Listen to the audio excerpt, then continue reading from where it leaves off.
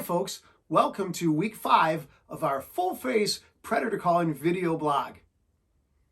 Took some time off because I went to Las Vegas. Now it was great, don't get me wrong. Saw some great concerts with Billy Idol twice and Barry Manilow, believe it or not. Ate some great food.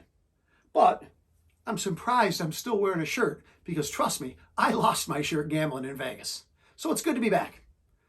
Now when I came back, I tried hunting a couple nights, and quite frankly, the coyotes were just too far off in the distance. I could get them to howl, but they were too far to really play with, so that was sort of disappointing. I did have one neat coyote encounter, and that happened when I was bow hunting for deer, and I'll show you that footage later in this blog. I guess we want to stress this week the fact that fox season is now open here in New York State. We have that opportunity for red fox and gray fox and bobcats if they happen to live where you do. So, with these fox, if you want to target them, I've got two really neat sequences. I've written about them before, but I'll show them in this video blog on a graphic so you can get an idea. Now, some people think that fox are easy and they'll come to everything. Well, you might find that's really not the case. And these little sequences of 3 sounds really do the trick. Let's check them out. Mike Dillon from FoxPro Game Calls originally taught me this magical sequence. It worked wonderfully when we were filming a TV episode for FoxPro. Now, over the years, I've tweaked the sounds because predators seem to have responded differently over the years. Now, I start with a bird sound, titmouse tantrum. Then, I move to Lil's cottontail. And I always finish the sequence with platinum gray distress. Give this sequence a try this season. I'm sure you're going to love it.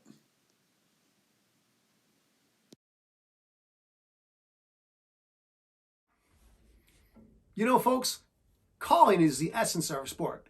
And if you like to link different sounds together in what's called sound sequence, that's an excellent way to do it. It's fun to make those sequences. It's rewarding when a fox or coyote comes to a sequence that you made. Now, if you're looking for some sequences or to get some ideas, you may want to check out the Predator Hunter's Playbook. This is my #1 selling book, actually. It's been really well received. I actually updated it this past summer, so it has more sequences in it. You can get it on Amazon. It's cheap, and trust me, everyone seems to love it. And a lot of the sequences that I use come right out of this book. So check that out on Amazon. Sorry for the cheap plug. Let's check out this coyote footage from the other day. Actually, looking back on it now, I wish I would have just filmed the encounter with my phone. Because here's what happened. Sitting there in total boredom, deer hunting, I look across the field. Now I've got another tree stand that's exactly 400 yards away. I've measured it plenty of times with my rangefinder in my boredom of deer hunting. Anyhow, it was about 5:45 a couple days ago, in the evening, and I looked over to my other tree stand and I saw a predator moving, put up the binoculars. It was a coyote. So I lip squeaked. And that coyote turned and ran right across the middle of that field, right toward me.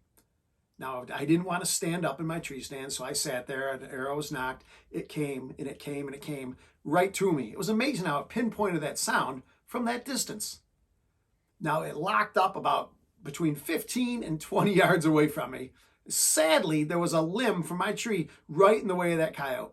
I didn't dare flinch or move to try to get the shot off. It seemed like forever. It was probably 30 seconds. He grew wary of the situation and darted off to my right. And that's when I grabbed my phone and videotaped his exit. I had a close encounter with this coyote. I know him pretty well by now. I actually saw him that morning too. So if I get this while calling, I'll know it because I recognize him by now. It's a neat adventure. I hope you enjoyed the shaky footage. At this point, I'd already blown the hunt. There was no way I was going to get this coyote, so all I could do was try to capture him on film.